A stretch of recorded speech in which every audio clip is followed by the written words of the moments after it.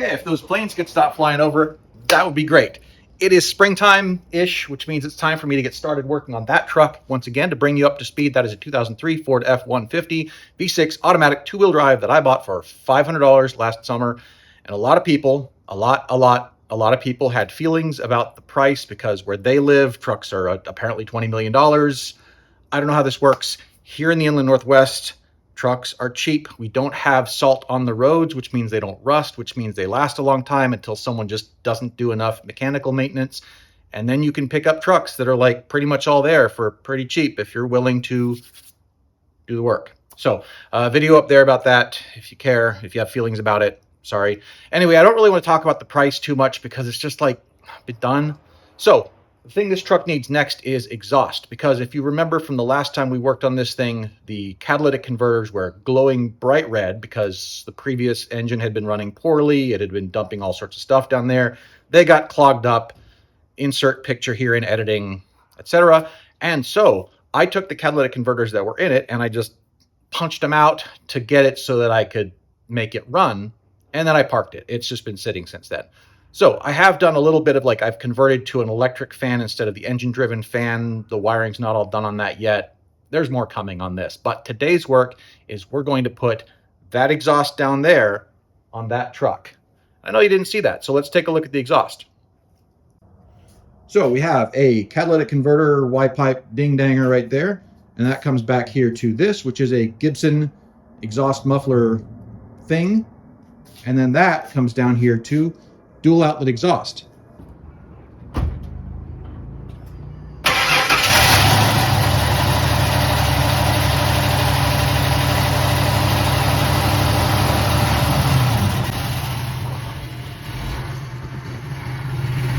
The exhaust on it right now is this single side exit that just kind of shoots at people on the sidewalk if you're stopped at a stoplight. That part's not very cool.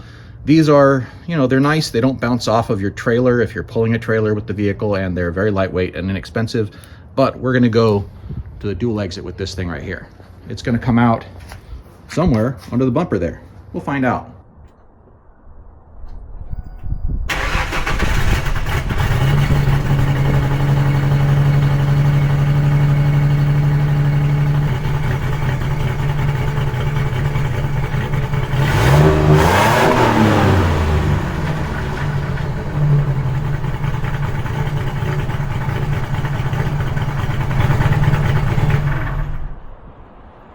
Okay, so what do we have up here? Well, it comes apart right here, and it also comes apart way over there. But this part of the Y-pipe and this and those cats and a little curve up towards the header, all are one piece. And when I was getting that out of here, that was a real pain. I had to twist it and twist myself into a pretzel and do a lot of just working it around to get it past this transmission crossmember.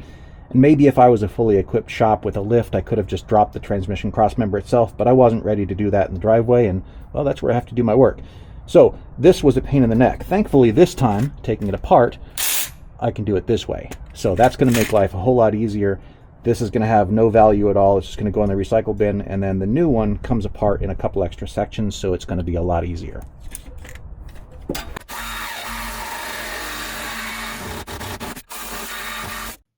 Okay, we got the exhaust pipe all off of there so we can compare what we're looking at. This is the factory system, obviously, and this is the aftermarket catalytic converter and Gibson exhaust system. So starting at the front here, we've got 4 cats. We've also got this nice Y here. It actually comes together at a Y, so hopefully it's, slightly better flow than if it was just a blunt 90 degrees right there. And we'll measure what this diameter here is, and that looks like we are just about exactly 2.5 inches outside diameter. So now we're going to come over here and take a look at this. And again, it's got a nice formed Y. It's not 90 degrees. It comes together with at least a bit of flow direction to it. And this part here will measure, well, we are slightly less than that 2.5 inches outside diameter. So it's a slight step down. I'm not sure how much that really matters. It probably doesn't. Then we go here to this, what it says is a 3-inch diameter pipe, and then that goes to duals on the way out. And we've got this muffler. Well, let's compare it size-wise to that muffler. Yeah, I think it's about 4 times the size, so that's a significant difference. And then this comes out over here Again, this is the same. Actually, this is slightly smaller than 2.5 inches. This is a little bit smaller output pipe here. That's 2 3/8 or something like that outside diameter. It's got these weird metal things on it. I guess maybe those are weights to cut down on some resonance or something. And then it comes out to the side here, and you can see instead we've got dual exits on the new one. Let's take a look at what's inside this muffler right here. Something you might be curious about. So we'll disassemble this.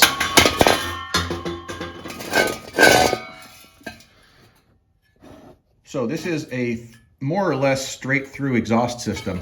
What you have here is your 3-inch pipe comes into a little vestibule here that has a couple of tuned ports that vent into this larger central mass.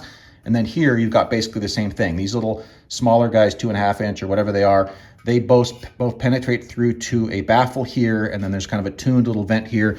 And if you look in through this side, I'm not sure how well you'll be able to see that, but there's kind of some ports that go into that as well, presumably for some tuning.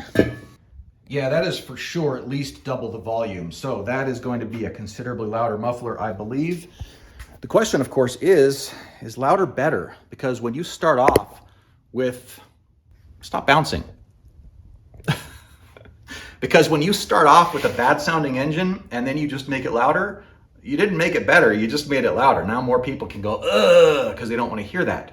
And it's my opinion that most V6s sound pretty bad.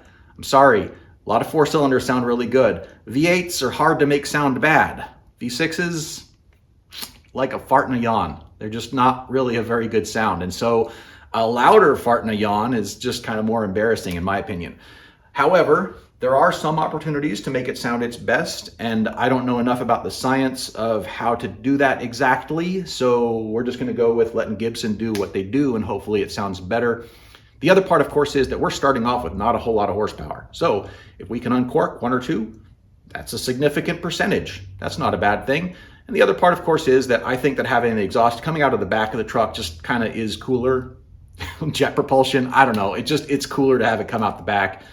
And a story on that one. So after I'm done putting this stuff in the truck, we'll fire it back up again. We'll have another listen to it. Let me know in the comments after that if you think it sounds better, or if you think it sounded better the way it was when it was stock. Okay, this is one of those parts that if you are a exhaust shop and you're working with this stuff all day long, you've got your tools, you've got a notcher, you got a bender, you got all that kind of stuff. And so you can probably make stuff work. But for the DIYer, this is a bit of a challenge. So we've got this pipe here that goes in there, and if we look at it, you know, kind of like this, it looks like it'll match up okay-ishly. But the angle that is pointing a little bit towards the back of the vehicle, and that's not going to work with the angle of that curve right there. So that looks like it's roughly a 1/4 inch too short. This looks like this bend is not quite enough. And I've been finagling with it for an embarrassing amount of time at this point. I may end up having to cut off that thing. I wish I didn't have to, but it just looks like there's not really going to be any other way to do it but to cut that off. Even if I unbolted it, well, I have to lift up the transmission and kind of unsandwich it from between there. And even then, if I save it, what did I save it for? I can't use it. So, I guess I'll continue plugging away at it and maybe not be done with it today. In order to get these pipes up where they need to be, I'm going to have to drop the spare tire. Hopefully I can get the spare back up again afterwards, but we'll see. The hard part is that we've got this little funnel guy right there that the post is supposed to go into, and I'm not quite sure I can see into it. So in there, we're supposed to be able to get all the way to the bottom of that and rotate that somehow. Looks like a little sort of square dealy, which this is not the right shape to interact with a square dealy. So I don't know exactly what I need to be doing with that in order to get that to interface with the post I got. Because this catback muffler system from Gibson is made to work with quad cabs, crew cabs, regular cabs, whatever, you have to make use of this piece here. This is the factory part that goes between the Y pipe and the big old muffler over there. And they didn't want to let go of each other, so I had to fight it a little bit, but I got this guy off pretty clean. This slips over the new Y pipe that's part of the new catalytic converter assembly, but it doesn't go straight in here. Not the least of which is because it's not the right size. This muffler from Gibson came with this, except it was longer. It came with, well, this much more of it. This, I think, is the difference in length between a crew cab and a quad cab. So I put it up there, mocked it all up, measured how much to cut this off. So now this just goes in here. And before I actually weld it in place, I'm going to remeasure it since I've been sitting here taking it apart and everything, and I'll mark it so it knows exactly how deep that goes in there. And then this goes in here. Again, I'll mark it the exact right depth. And I did buy these stepped band clamps because I like these a lot better than the U-bolt clamps that came with all this. So I bought some of these, and these are the right size to fit on here and step down on there. But I figure as long as I'm welding this part here, I might as well also weld this part here, and that's just one less clamp to potentially fail. I still have plenty of adjustability everywhere else, so it's going to be all proper. If you're doing this yourself and you don't have a welder, the band clamps work fine. These are pretty cheap. Like, you can get these on eBay or Amazon for a value. Like, I think a set of 4 of them with stainless steel, hardware and everything was like $17 delivered. So yeah, totally worth it. But like I said, I'm going to weld here and here, and then these are just going to be in place in the other places where they would have had me using U-bolts. So let's measure this and weld it.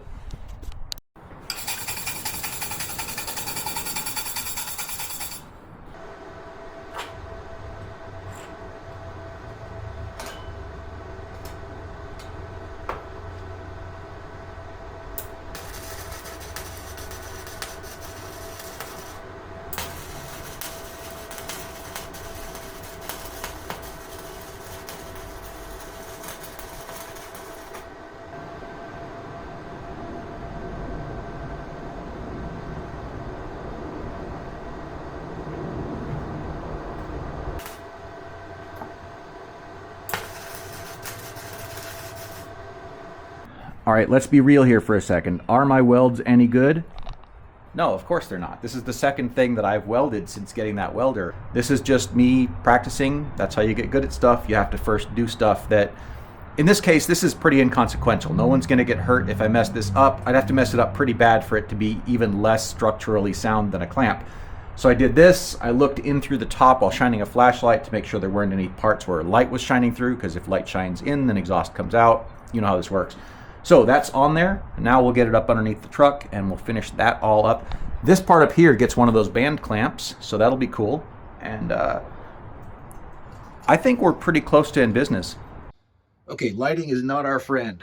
That flap down there is an air duct that hangs under the front bumper, and I haven't tied it up yet because the front bumper might still come back off again. But we've got our Y-pipe and catalytic converters going into the muffler right over here. And then we'll zoom out a little bit, and you can see that that goes 2 pipes up over the rear axle. And this one is tied in right here to that hanger, and also that hanger, because I guess both of them.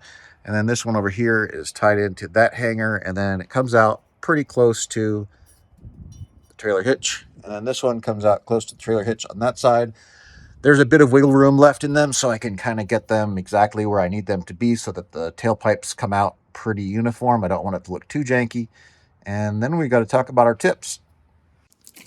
Oh yeah, you didn't think I was going to forget about this, huh? We got a couple of nice chrome tips, and those guys are going to just kind of live somewhere in that general vicinity. Hopefully I can get them about right, just so that it's, it's somewhere in that area. It's not just tucked up away in a bare piece of metal. It looks a lot better when it's got a nice chrome tip to it.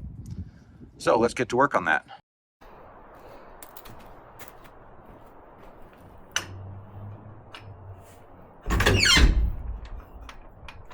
Okay, being realistic, this took me 50% of Saturday and probably 60 or 70% of Sunday to get this done. I did kind of take my time. I wasn't hustling, and I was working by myself, and I was doing the entire cats and everything all the way to the tips. So could I have done this faster? Maybe. I wouldn't have wanted to budget less time for it. I wouldn't have tried to get this done on a Thursday night after work and then be at work on Friday. That wouldn't have worked out too well. I'm pretty happy with how it looks. It fits pretty well. These things are nice and tight. They're not flappity or loose or anything. It is going to be able to come apart if I need to take it apart later. So it's welded in some places, but it's not welded in all the places. So it'll come back apart. Now the part that you and I are both interested in is how does it sound? Because I think it looks pretty good. See, that's not a bad look, right? I mean, it's got them straight out the back there. They're close together. I'm not sure if I like exactly where they are left to right, but that's just where they are. And I apologize for the lighting, but let's put our ears on.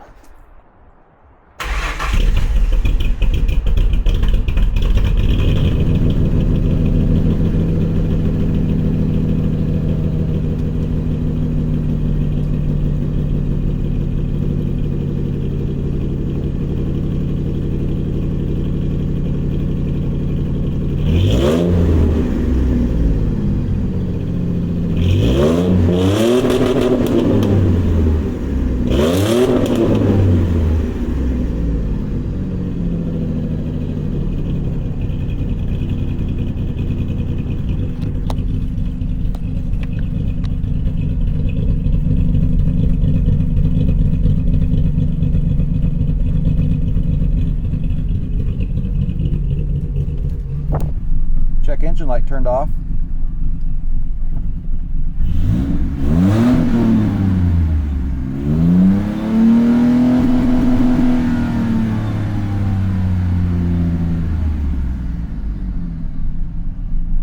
I think that's going to do it for today's work. I think you can probably guess that I've got a mess to clean up in my garage there. I think that sounds pretty good. Let me know in the comments if you think it sounds better or worse than it did before. I still have a bit more work I have to do on this before it's street legal. I have to afford some tires somehow. I've got to put new brakes on it. I've got to afford insurance. And then we can take it out on the road. And of course, there's a lot more coming on this. I'm going to be trying something I've never done on a vehicle before in my life on this truck. So stay tuned for that.